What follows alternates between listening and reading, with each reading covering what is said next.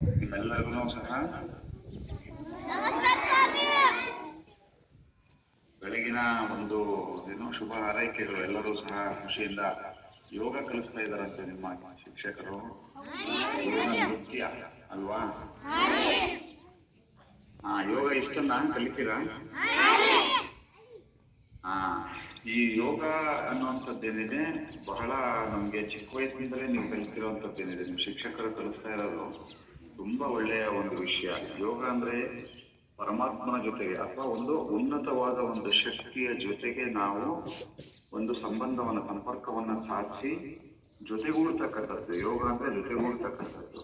So ನಮ್ಮ ಉನ್ನತ ಶಕ್ತಿಯ ಜೊತೆ, ವಿಶ್ವಶಕ್ತಿಯ ಜೊತೆ ನಮ್ಮ ಶಕ್ತಿಯನ್ನ ಜೋಡಿಸ್ತಕ್ಕಂಥದ್ದು. ಅದಕ್ಕೆ ಆಸನಗಳ ಮೂಲಕ, ಉಸಿರಾಟ ಕ್ರಮದ ಮೂಲಕ ನಾವು ಅದನ್ನ ಮಾಡ್ತೇವೆ. ಅದಕ್ಕೆ ನಿಮ್ಗೆ ಶಿಕ್ಷಕರು ತರಬೇತಿ ಕೊಡ್ತಾ ಇದ್ದಾರೆ. ಸೊ ಅದರಿಂದ ನಿಮಗೆ ಯೋಗ ಮಾಡೋದ್ರಿಂದ ಗಮನ ಇಟ್ಟು ಮಾಡೋದು. ಯೋಗ ಅಂದ್ರೆ ಏಕಾಗ್ರತೆ ಇಲ್ಲ, ಮನಸ್ಸು ಅಲ್ಲಿ ಓದೆ ಯೋಗದಲ್ಲಿ ತೊಡಗಿಸ್ಕೊಳ್ಳುವಂಥದ್ರಿಂದ ನಿಮ್ಗೆ ನೆನಪಿನ ಶಕ್ತಿ ಜಾಸ್ತಿ ಆಗ್ತದೆ. ನಿಮ್ಮಲ್ಲಿ ಒಂದು ಸಾಧನೆ ಮಾಡುವಂತಹ ಒಂದು ಶಕ್ತಿ ಜಾಸ್ತಿ ಆಗುತ್ತೆ, ಸಮಾಧಾನ ಬರುತ್ತೆ. ಇಲ್ಲಾಂದ್ರೆ ಈಗೆಲ್ಲ ನಮ್ಮ ಮನಸ್ಸೆಲ್ಲೆಲ್ಲೋ ಹರಿದೋಗ್ತದೆ, ಹಂಚಿ ಹೋಗ್ತದೆ. ಎಲ್ಲ ಕಡೆ ಏನೋ ಬೇರೆ ಬೇರೆ ಸ್ನೇಹಿತರು ಮಾತಾಡುವಂಥದ್ದು, ಮೊಬೈಲಲ್ಲಿರೋ ವಿಷಯಗಳು, ಅಥವಾ ಅಲ್ಲಿ ಇಲ್ಲಿ ಮನಸ್ಸು ಕೂತತ್ರ ಕೂಡಲ್ಲ, ನಿನ್ನ ಹತ್ರ ನೀಡೇರೋ ಥರ ಮಾಡುತ್ತೆ. ನಿಮ್ಮ ಮನಸ್ಸು ನಿಮ್ಮ ಕಡೆಗೆ ನಿಮ್ಮ ಹತೋಟಿಯಲ್ಲಿ ಇಡ್ಲಿಕ್ಕೆ ಯೋಗ ನಿಮಗೆ ಸಹಾಯ ಮಾಡುತ್ತೆ.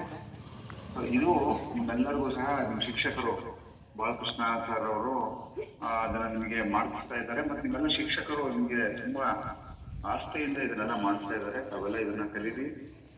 ಯೋಗ ನೃತ್ಯನೂ ಅಷ್ಟೇ, ನಮ್ಮನ್ನು ನಾವು ಮರೆತು ನೃತ್ಯ ಮಾಡೋಂಥದ್ದು. ಪರಮಾತ್ಮನ ಒಂದು ನೆನಪಿನಲ್ಲಿ ಅಥವಾ ಉನ್ನತ ಶಿಕ್ಷೆಯ ಒಂದು ಭಾವದಲ್ಲಿ ಶ್ರೀಕೃಷ್ಣ ಮಾಡ್ತಾ ಇದ್ರು ಅಂತ ಹೇಳಿ ನಾವೆಲ್ಲ ಕೇಳ್ತೀವಲ್ಲ ಪುರಾಣಗಳಲ್ಲಿ.